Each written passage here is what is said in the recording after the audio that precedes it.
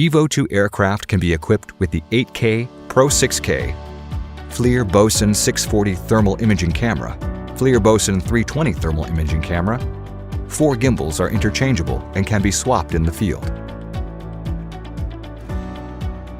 You will need a T6 screwdriver, a Phillips screwdriver, and a plastic pick.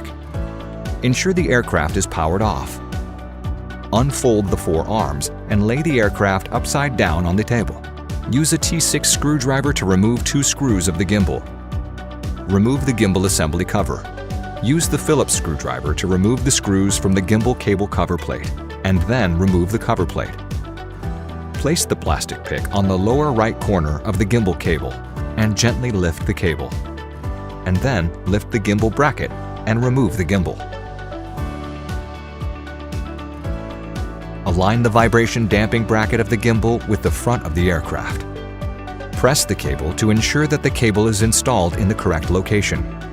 Install the gimbal cable cover plate and tighten with screws.